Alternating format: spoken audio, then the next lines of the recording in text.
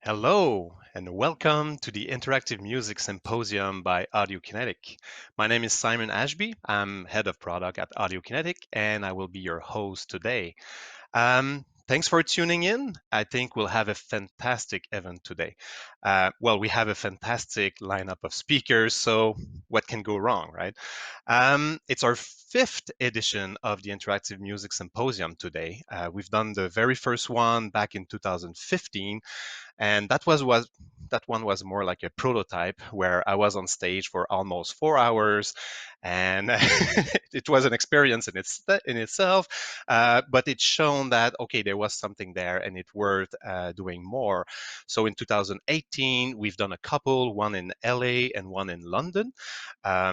And recently in China, we've hosted as well an interactive music symposium with a hybrid formula this time. So we had 200 people in person in Shanghai and 5,000 people online. So that's what's crazy with China. Usually the numbers are always gigantic. So that was a great event as well. And today we have almost 700 persons registered for today's event. So really glad to see you throughout the day on our YouTube and Twitch platforms. And it will be nice to read your comments and especially to read your questions as it goes. Um, so maybe to give you a bit of background on the intention behind the Interactive Music Symposium. So our goal has always been to build bridges for composers coming from the linear world and introduce them to the specificities of interactive media. But since we have filmed our two past events in London and LA, and all those videos are available publicly on our website, we decided to take a different stance and assume that our audience today has a certain knowledge of the specificities related to interactive media. So for this online edition today, it's more like an evolution where we ask questions like, where are we 3 years later? How has the craft evolved? So what we kept from our past events, though, is this balance between formal presentations, lectures, and panels. So that worked really great when we've done it. It changed the dynamic, it's different energy. So this is something we kept for today's event, definitely. So let's look at the schedule together. So we're going to be starting with Kristofer Eng, composer and CEO at Elias Software. Followed, he was going to start this presentation, and then Gustaf Grefberg will continue that presentation. And what is interesting with this one is that they are co-composers for that action adventure game It Takes Two. And so co-composers, that's not something we're seeing that often. But what is also interesting is there's one person outside the company as a contractor and one person in-house. And so hearing more about the dynamic between them will certainly be quite interesting. So then we continue with our first panel. So Richard Ludlow is going to be the moderator, and they're going to be looking together at the business and collaboration aspects of writing music for interactive media. So Richard will be discussing with Chance Thomas, with James Wallace, and Andrea Chang during that time. So just after that, Joe Thwaites from Sony Interactive Entertainment Europe will use examples of the game Sackboy: A Big Adventure to show how different interactive techniques have been used to elevate the music score. And then another panel, so we're really doing AB with presentations and panels. So that panel will be moderated by Guy Whitmore, and we'll dive into what exactly is music design in the context of interactive media and its importance to the development pipeline. And we have an incredible lineup of panelists joining Guy with Chase Bithia, with Lydia Andrew, Austin Wintory, Olivier de Rivière, and Elvira Björkman. So looking forward to this one, definitely. And finally, Ressa Schwarzwald will be our last lecturer of the day. And she'll be showcasing how physical controllers, be it game controllers, MIDI controllers, microcontrollers, can make the lives of composers easier and yield better musical expression. So that's the menu of the day for us. So back to you, the audience on YouTube and Twitch at the moment. So if you ever attended any of our in-person events in the past, be it those interactive music symposium or the Wise tours we're doing, or even Game SoundCon, for example, you certainly notice how much focus we put on the interaction between the audience and the persons on stage. And this event, although it's online, is not different. And you'll notice that about 1/3 of each presentation time is dedicated to the Q&A portion. So please, people watching this event live on Twitch and YouTube, don't hesitate to write your question during this presentation. We have people monitoring those questions. We have a document that we're sharing where we're surfacing all the questions. We'll put them in a way that during the Q&A, we're going to make sure that the questions are touching on various aspects. And that will just make the presentation and the whole event more interesting, more informative, and all that. So basically, it's a call to action. It's your commitment as people watching that. We're counting on your questions for each of the sections that will be presented during the day. So enough of the introduction. Let's jump into the bulk of it. And our first presentation today is from Kristofer Eng and Gustaf Grefberg. So, gentlemen, hey, how are you? Fine, thank you. Doing great, thank you. Great, great. I'm glad to see you guys. So, okay, so some of you, I'm talking about the audience again, may be saying, "Hey, is it the Kristofer from Elias Software?" Well, yes, he is. So not only Kristofer is CEO of his software company, but he keeps writing music professionally. And today he'd be touching mostly on the production prior to its integration into Wise and the game in this case. So I'm really looking forward to this presentation, Kristofer. And then Gustaf will follow up. So Gustaf is composer and sound designer as well, I believe, at Hazelight, if I'm not mistaken. And we'll cover the second portion of the presentation and show how he collaborated with Kristofer during the production. And together, not only they produced a really great soundtrack, but it's also one of the most music-packed game ever. Probably, maybe Yeah, I not think top so. one, but it's anyway. I don't want to throw any numbers. I'm pretty sure you guys have that. So I'll pass you the mic, guys, and I'll see you later during this presentation and during the Q&A portion. So take it away. Thank you, Simon, and thank you so much for hosting this great event. I'm so honored to be here and humbled with all these great composers in the audience. One thing that is true for all of us is the end result and the goal we all strive towards, and that is enhancing the story. That is what music in games is all about, or movies for that matter. And sometimes I think we forget a little bit about the when you talk about game music, it becomes quite technical really fast. And I'm head of a company doing tech for music, but the part before is so much more important, I think, and what I want to talk to you about today. Writing music for a game like It Takes Two is well, it's crazy.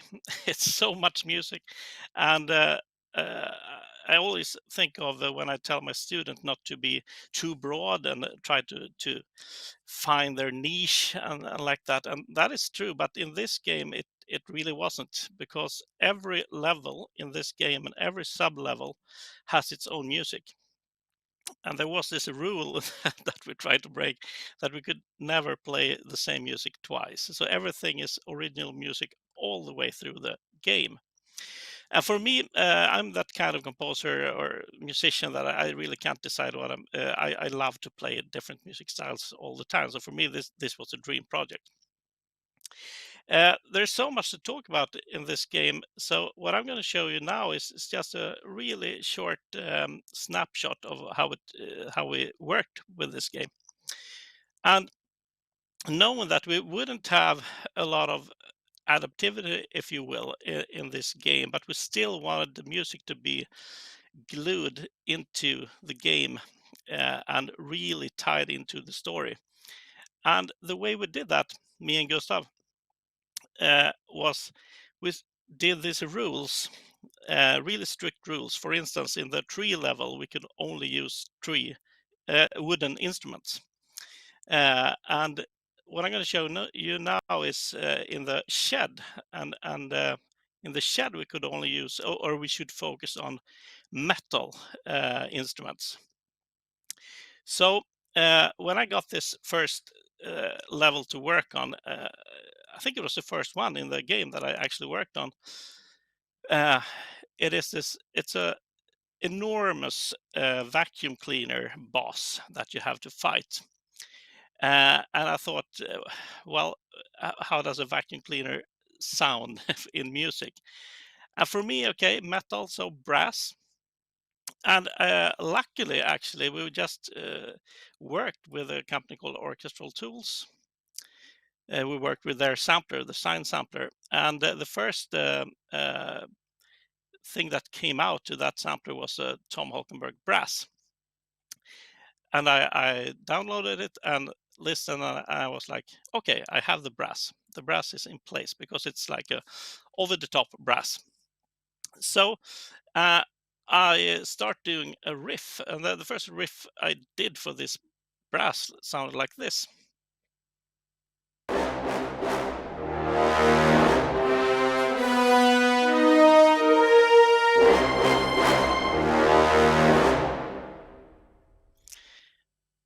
So that was the first idea that I got, but I wanted to enhance this and glue it more to the game, and I thought about, I need air to this. I need it's a vacuum cleaner, so I need to add some air. Air is quite hard, but I did instead I sampled a fire that sounded like this, and I played with that fire with the brass.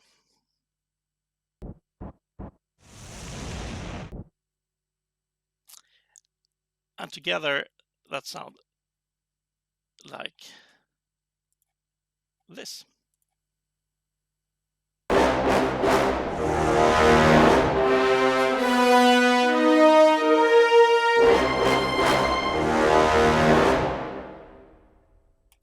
So that was my vacuum cleaner. But I also thought, okay, we were talking about we should use metal in this game, so why not use metal guitar as well to dub that brass?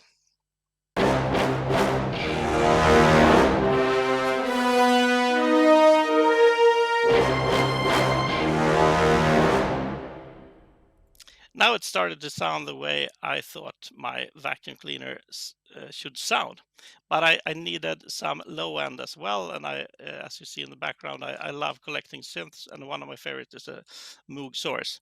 So I added the bottom, the low end with the Moog source, and the final result was this. So this is the vacuum cleaner.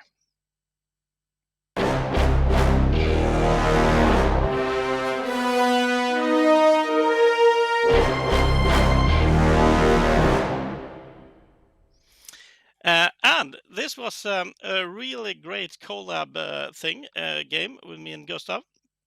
And he actually, we had this other rule: everything that we can do live, we should do live. So I did all but the orchestral things live, and Gustaf had this awesome piano that he prepared and sampled. So I used that to kind of have an engine beneath the brass.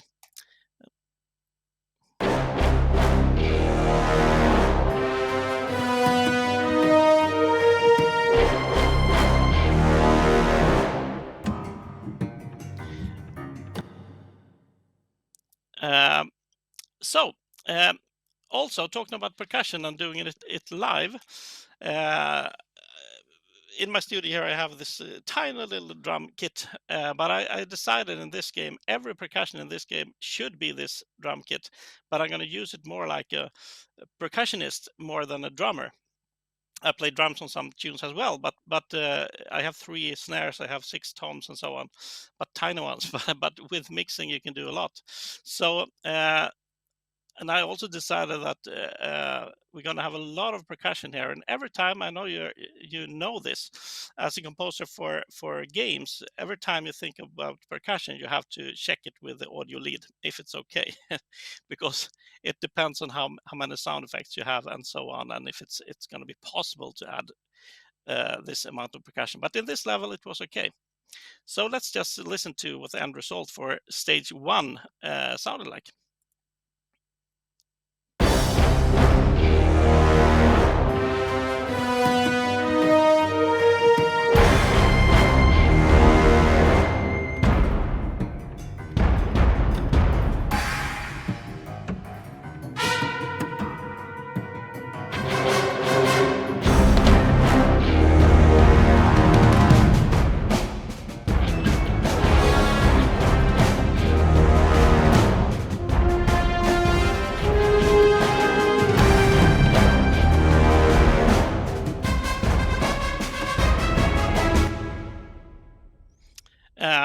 Yeah, so then I had my foundation of what I wanted this vacuum cleaner to be, and this is how it sounds when you start fighting him.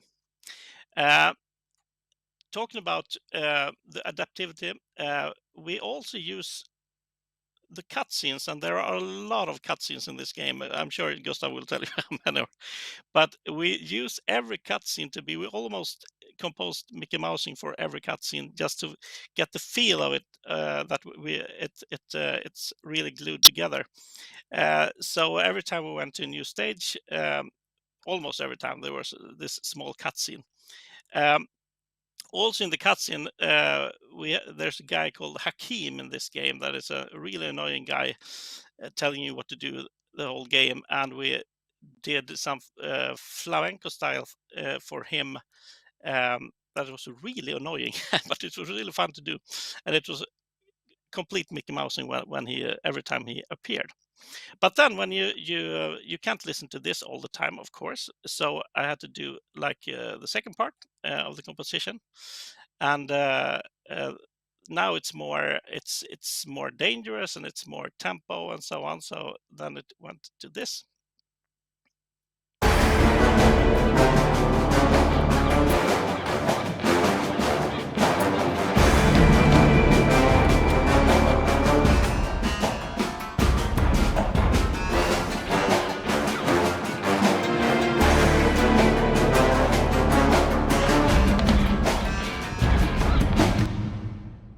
And so on. And when you compose for games, now I'm talking to you guys who might not be used to it, but it's always a struggle of how much dynamics should you use in your every stage of the game, because the dynamics should really be about how you play the game and so on, and not think so much about linear dynamics. But you have to have some. But I always take the chance to and see where can I go really low. And in this case, it was you have 2 wins now for the boss, and I wanted to calm things down.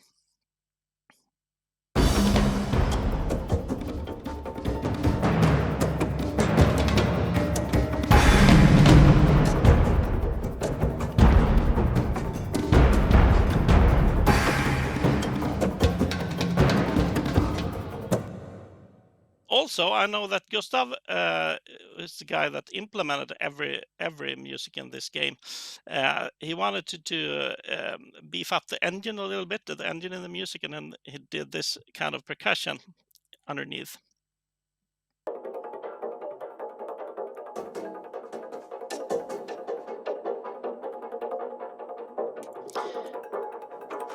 That works really great.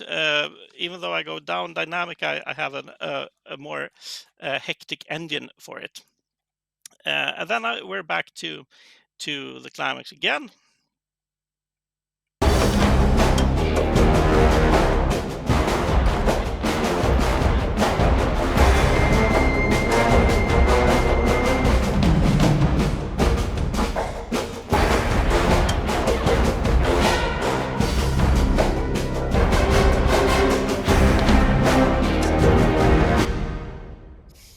And what was so great about this game, and I think Joseph's brain, I love working with Joseph Fares, is some of it's kind of a you could think it's a kids game, but it's really not. Some of the things you have to do in this game, because when you defeat this vacuum boss, the last thing you need to do is take his arms and suck out his eyes, and it's so evil. But then I know that okay, when you're there, it's no danger anymore. It's more like you have to be determined, you have to complete the level. But I wanted to do some music that is you should feel in the music that there's no turning back now. You took this choice and you have to stick with it. So I it sounds like this in the end of the level.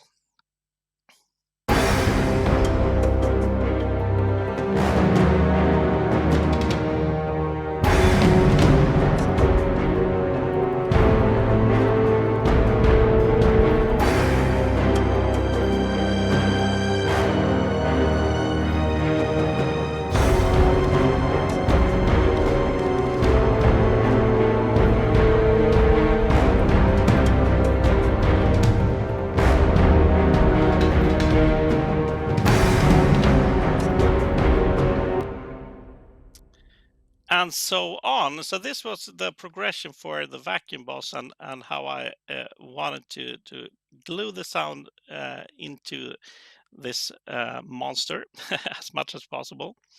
And this the thing with this game that is really was a thrill for me was the collaboration with Gustaf, and how you could do your ideas, and he came up with what is still needed and so on. And he did the same thing for me when this needs something more. You can just give it to the other guy, and we try to help each other. Um, yeah. One more thing, I think. No, actually, I'm going to take that after you, Gustav. So I think I'm going to hand over to you. Those Thank brass. you. Yeah, I love those brass. Sounds great. So you were talking about a vacuum cleaner. So if you ever start a Yeah, Kickstarter campaign and it sounds like that, count me in. yeah. It's an amazing game. If you haven't played it, just play it. It's my favorite game. Yeah, I just listened to the soundtrack, but now I'm tempted to look at the game now. Great. Yeah. All right, Gustav, take it away. All right. Well, thanks for inviting me, and great to see so many people here. So, this the music you will hear here is completely different from what Kristofer was playing. Where Kristofer went more into a single composition, I'm going to take you on a journey through the level, the story, and the transitions through another slice of the game. For those who are not familiar with this game, it takes the player through the journey of a couple that tries to sort out their relationship after being turned into dolls by a magic spell, as you can see here. Now, since this game is a constant journey forward into new worlds and experiences, we wanted to stay away from music that is too loopy or too noticeably systematic as we could. We wanted to compose and implement music that would constantly carry the listener forward. And that's the thing with this soundtrack. As Kristofer said, no music track ever comes back in the game. Nothing is played more than once, even though we of course have common themes. It resulted in a very large amount of music that we had to make as cleverly as we could. But in the end, this focus was definitely worth it. I'm not going to show you any stems of the music, as Kristofer did. We're going to focus a bit more on the structure of the implementation. But there's another reason for that. It's that we made all this music in a mixed format, with mixed music. Because due to the large quantity, we found this the most practical approach. Even where we have multiple levels of music, we wanted more control over the final mix. So, I'm going to show you in Reaper a representation on how the music was implemented and exactly how it flows in the game. I will not show you any game footage, just like Kristofer, as he did with the vacuum cleaner. Instead, let your imagination be tickled as we enter a journey of ice, snow, and the warming of hearts. And first, you will hear a cutscene with full audio and dialogue. Hey, Cody. You remember this town? Yeah, of course. This is where we spent our first Christmas together. What's happened here? Used to be so busy. I know. Where is everyone? Yes! Where are they? This town used to be like your relationship. Alive and fun! Yeah! Look at it now. Silent, dead, frozen. You need to wake it up from its winter sleep. How are we gonna do that, genius? There's ice everywhere. Use your magnets. Magnets don't melt ice. Exactly. But the bells of this town can break the ice. Now, break the ice and get your prize.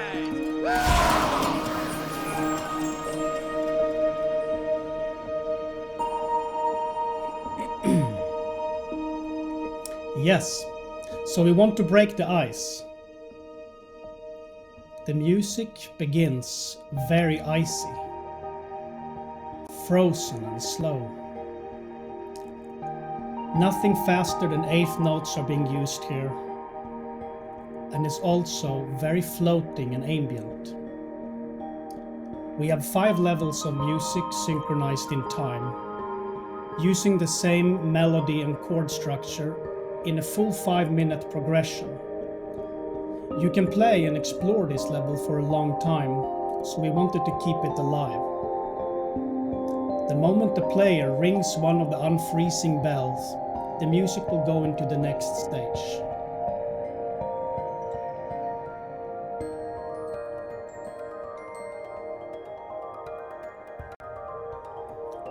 Now the music becomes a little bit more alive, with some more bells and arpeggios. Some of the instruments are mixed a little bit closer to the listener, as you can hear. The town is beginning to wake up, and some of its denizens begin to move around.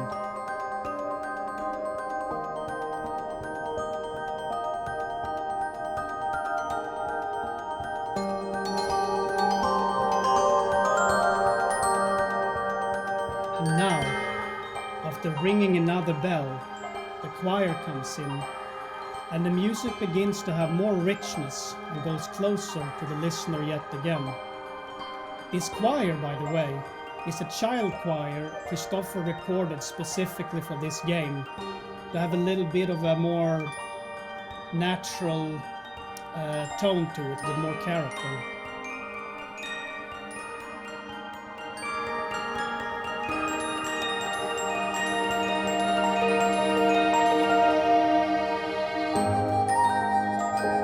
Now you can start hearing the orchestra, but it's still not in its full form, and there are still some icy instruments playing.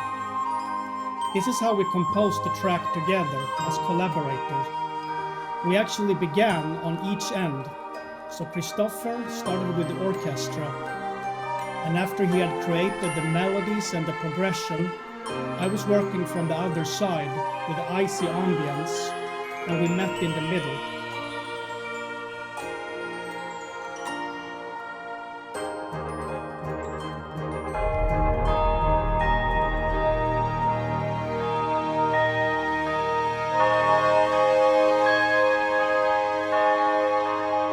transition to the 5th level of music is slightly different from the others. We wanted a more epic shift here, so instead of just cross-fading in at the current time, we play a transition segment and we restart the track, letting the level 5 play from the beginning so that the theme can be introduced clearly. Now the town has come alive, and what you hear is very far from the frozen music you heard a while ago. Now the town has become a full winter celebration, with its denizens throwing snowballs and skating on the frozen rivers that forms its streets.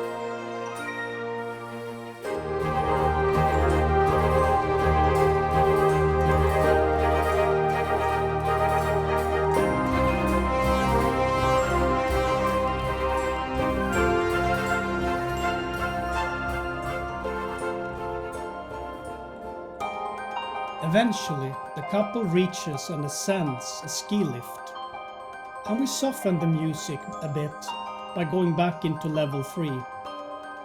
This creates a very much needed breathing space after a more musically intense experience.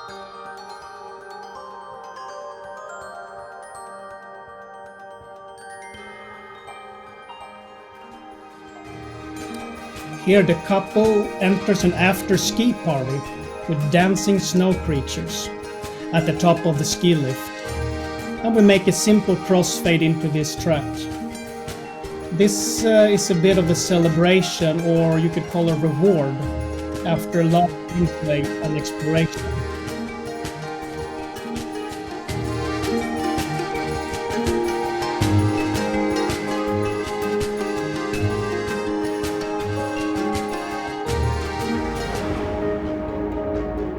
And here we wanted to break it up and change the mood completely, although we keep the snowy theme with the instrumentation.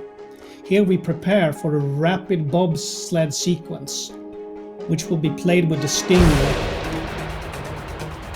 and transitioning into a more fast-paced track, with another back switch and transition stinger as the couple races down the icy tube, competing with each other for the glory of reaching the bottom of the track first.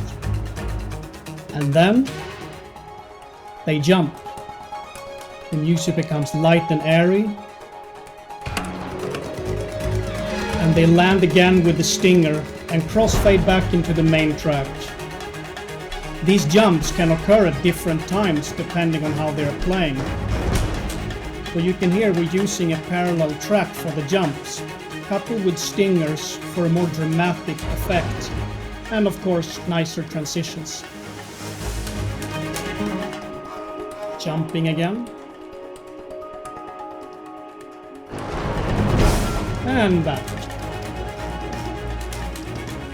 And as you notice, this music also has a harmonic and melodic progression. Because we want each track in each segment of the game to always carry the players forward, both into the gameplay but also into the experience, rather than feeling that you're staying at a certain point in the game.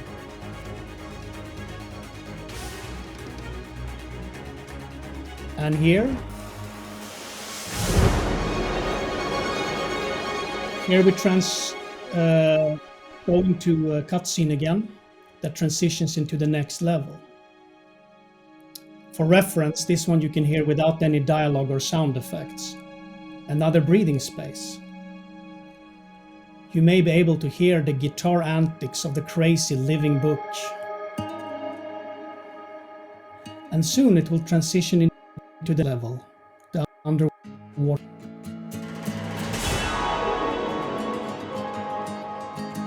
The whole game and soundtrack is basically like this. The game, environments and music is constantly moving from one world and experience into the next, and they are sometimes drastically different. We wanted to make this journey as seamless as possible, with as much progression as possible. We ended up with somewhere up to 8 hours of music content in the game, if you include the cinematics. This is a lot of content, and every level is unique, as is its style and every single track. This meant we had to find a new style for each part of the game, Yet, at the same time, we wanted to keep them all together as part of the same whole, which was, to say the least, a challenge. Considering we have not just this icy music or the vacuum bass Kristofer showed, but also ambient rock, Italo disco, orchestral music, and other pieces created with instruments such as a prepared piano and an out-of-tune African kora, recorded one string at a time and then layered together, and many other things. So, where do we want to take it next? Well, that's what me and Kristofer is going to talk about now. So I will leave it to you first, Kristofer. Yeah, first of all, I think this game it really doesn't look like any other game project I've heard of. So, because it's really more of, should we say, 10 games into one or something like that. Because you just said that we have a new style for every level, but we also have a new style for every sub level, or some of the sub levels. So in this case, it was a lot of hard work, and I'm so glad that we didn't. I think we loved this game so much, so we really worked. Yeah, we worked so hard, and we worked overtime, and we did everything to make it right. But one thing that really helped, and this I'm gonna take with me to my next project, is when you do like that, when you have smaller pieces. We did every month we did a new pitch for Joseph, and every month it was a new style. That meant it never got boring, and that meant a No, lot of that energy. boring was not the problem. Well, that was not any No. of our problems to get bored. No. Yeah.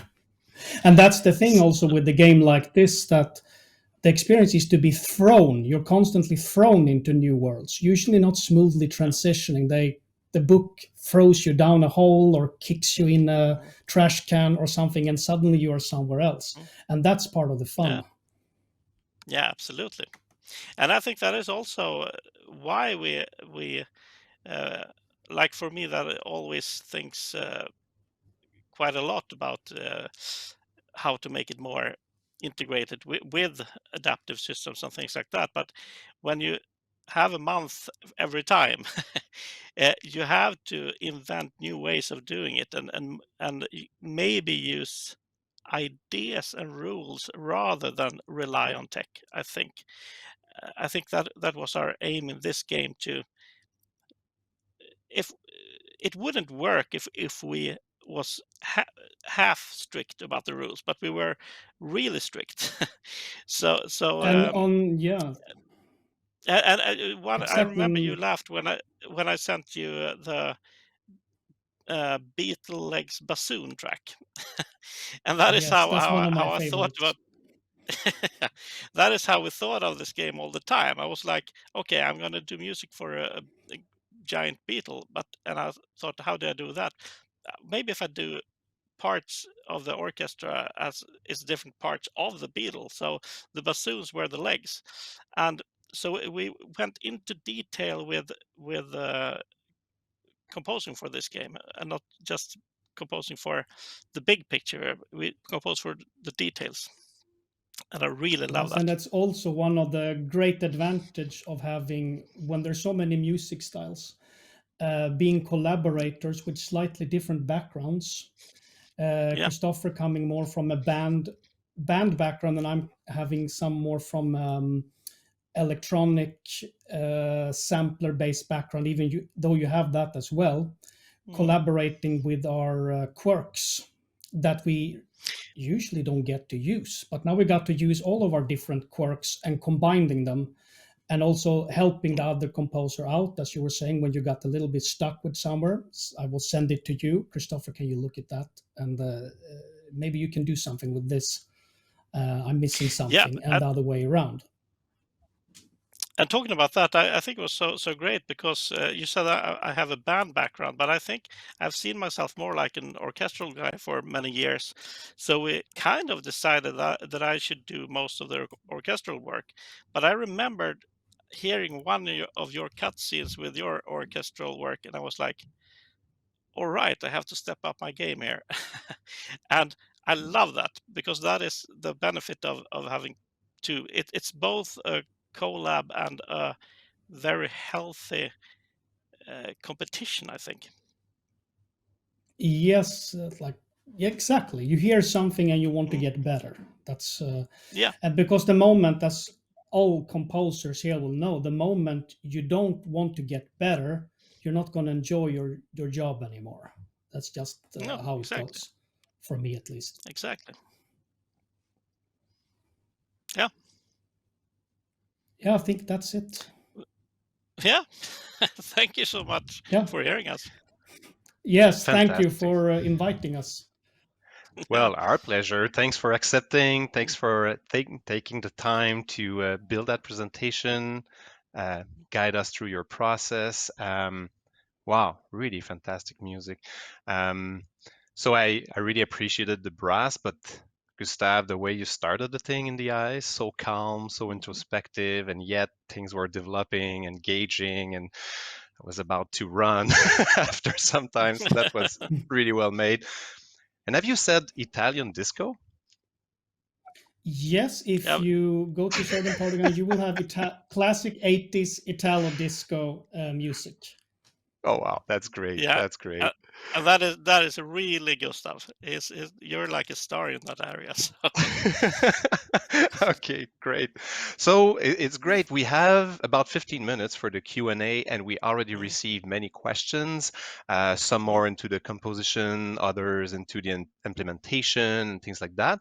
But just before that, at the very beginning, people were asking if this event is recorded and will it be available. So yes. So as soon as the content will be made available to us, there will probably be some editing and so on, and then we'll put it on our website and the YouTube channels and all that. So yeah, it's going to be accessible later. Great. So here's a first question by Brian Frainer.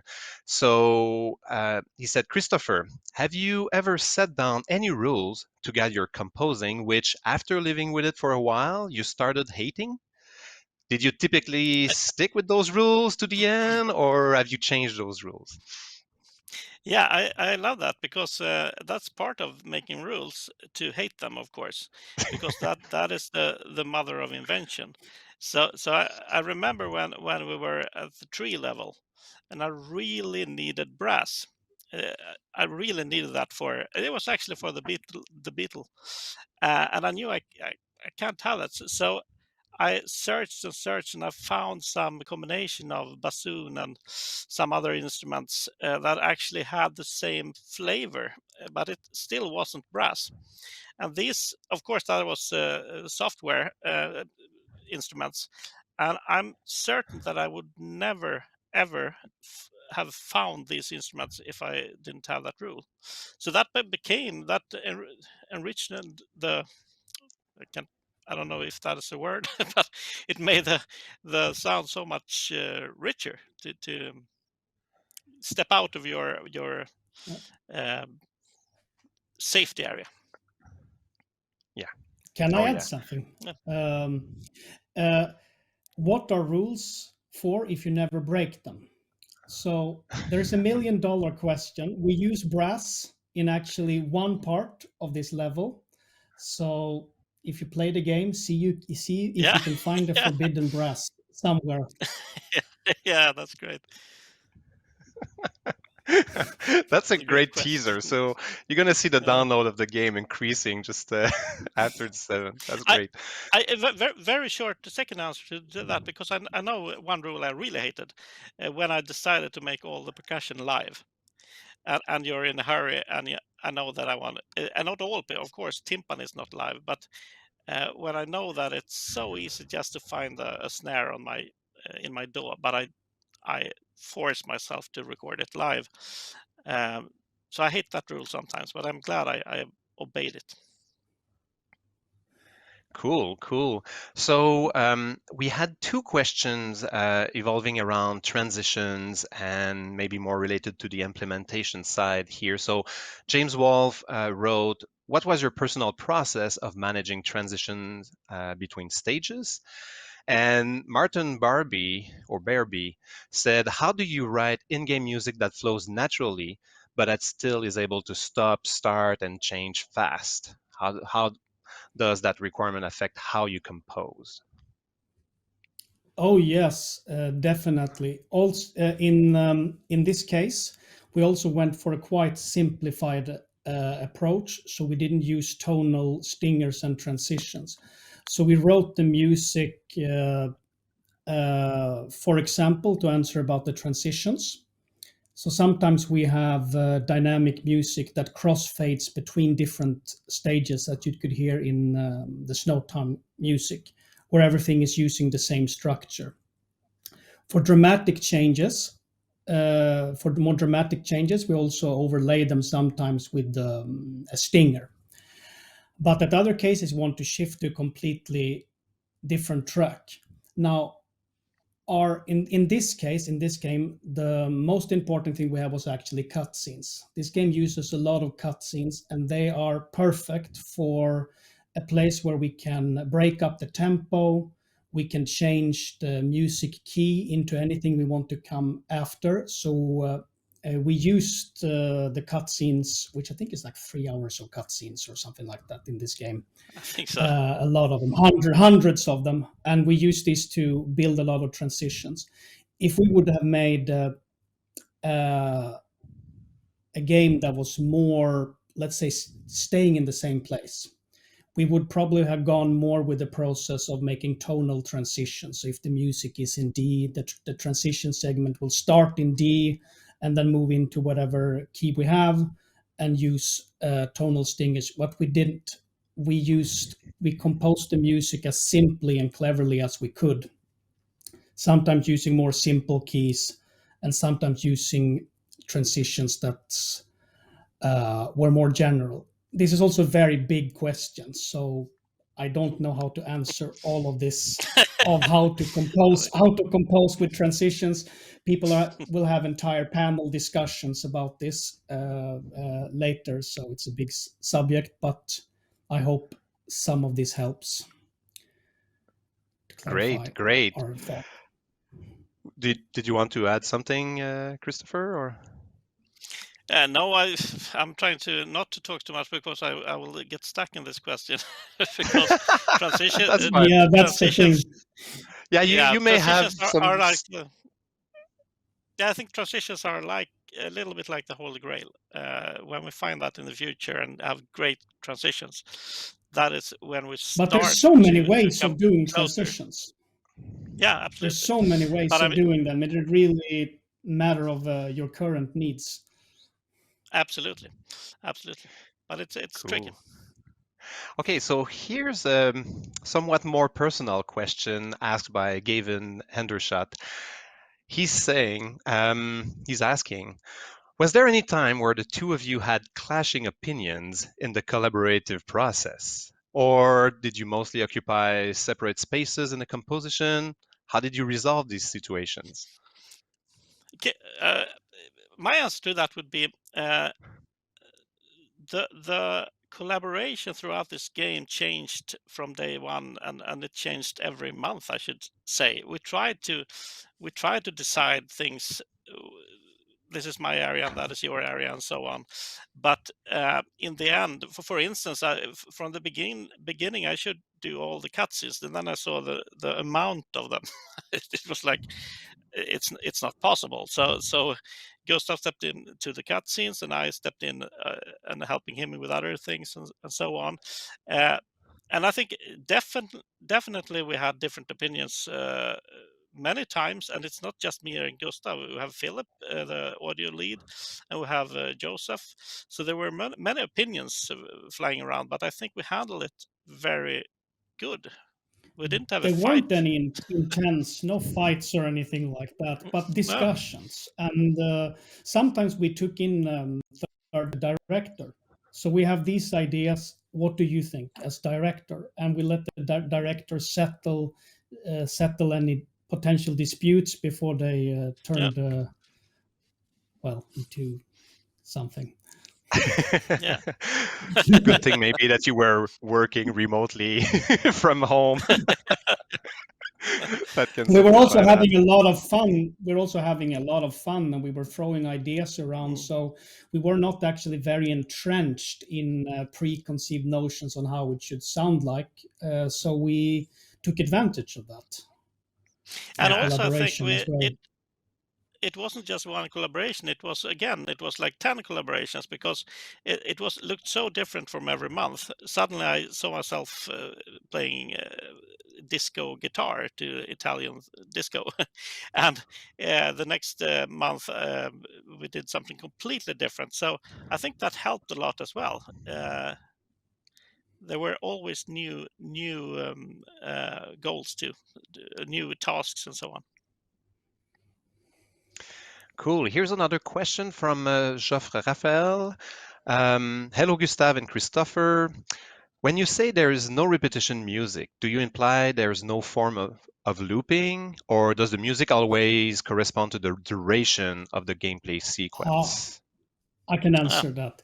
Well, yeah. of course, there's looping. Not always. Some music is played as one shots, but what we mean is that we don't bring back the same music track in another level, and not even in another part of the level. So you might hear loop segment a few times as you're playing, but you will never hear it again once you transition into the next part of the level. So you only hear each music segment in one part of the game, and usually not so many times, because we made quite long music loops and progressions as well. Yeah. And it also depends of I probably hear more loops than you guys, because I'm not a good gamer, so I'm gonna be longer in every section of the game. Of course, yeah. Dome's Gamer is asking, can you show us more of how you implemented this in Wise? Like how long each section is and where you set the loop points, that kind of thing.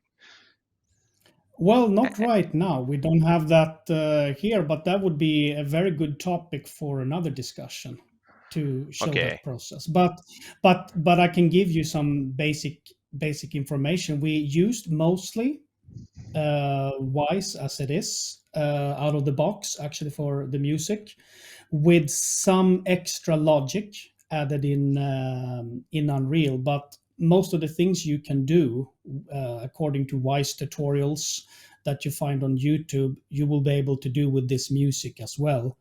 What we did not do was to use very short loop segments in playlists, but we focused, instead of making longer compositions and longer progressions, and working with the stingers and transitions like that, because the more shorter loop based thing is also based on older technology where you didn't have as much this, and you have to take into account that as well, which is not really so much of an issue. So we could really go all out as far as track length and things like that. Cool. Somewhat related, Marty the Elder is asking, Gustav, are music changes triggered by players instant, on a beat, next bar, end of a phrase, all of the above? Did any of your music, so that was the first part, and the second part was, did any of your music had rubato? Had what? Rubato or rubato, more free Everybody, form. yeah. Like Yes. free, yeah, Well, I variable can. tempo. Yes, I can. Yes, actually, all of this is true. So, That's great.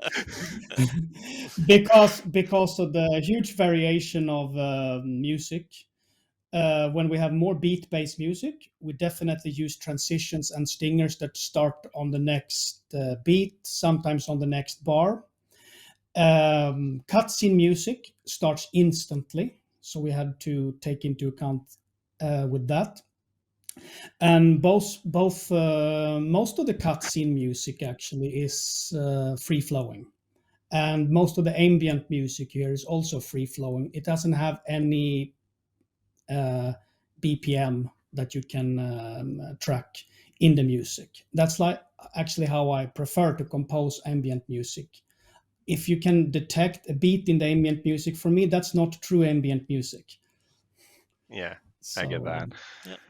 Cool. then it goes more towards something else. Cool. Sorry. So we're arriving at the at time for the end of the Q&A. Kristofer, Gustaf, again, thank you very much. You prepared fantastic content for this presentation. I'm sure the audience really enjoyed it. The questions in the Q&A, I think, surfaced the curiosity and wanted to know more about what you've done. I'm pretty sure our marketing people will get back to you saying, hey, can you write a blog and extend more on some of the things? So I think we're just curious. We just want to know more. So again, thank you very much. And for the audience, we'll take a short 5-minute break that will allow us to patch things up and prepare for the next presentation. Is going to be our panel coming next. So we'll get back to you in 5 minutes, and great. Life is good. See you soon.